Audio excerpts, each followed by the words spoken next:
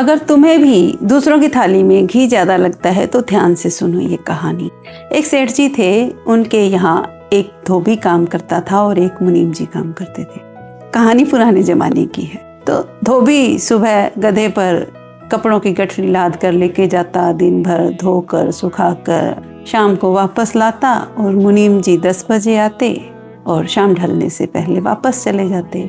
तो धोबी को ये बहुत अन्यायपूर्ण लगता था कि मैं सारा दिन खटता हूँ और मुझे मुनीम जी से पैसे भी कम मिलते। तो उसने ये शिकायत सेठ जी से कर दी। अब सेठ जी ने अगले दिन धोबी को बुलाया और उसे कहा कि हमारे शहर में एक बारात आई हुई है, तो तुम पता करके आओ कि उसमें कितने बाराती हैं। तो धोबी जाता है और आकर संख्या बता देता है कि सेठ जी 200 बाराती हैं। अब सेठ जी पूछते हैं बारात कहाँ से आई है। धोबी दोबारा जाता है, आकर बताता है सेठ जी बारात नागपुर से आई है।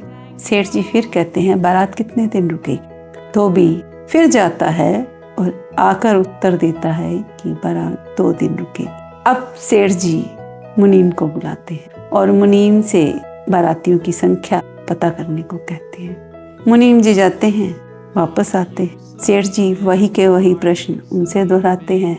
मुनीम जी एक ही बार में सभी प्रश्नों का उत्तर दे देते हैं और कुछ अतिरिक्त प्रश्नों का उत्तर भी देते हैं। तो अब सेठ जी धोबी को कहते हैं यही है अंतर तुम्हारे काम और उनके काम।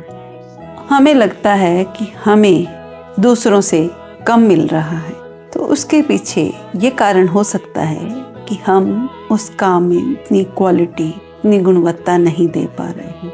वैल्यू एडिशन करना हमारे काम की कीमत बढ़ा सकता है, वरना हमारी स्थिति उसी धोबी जैसी रहेगी। हम काम भी करेंगे और कम भी पाएंगे।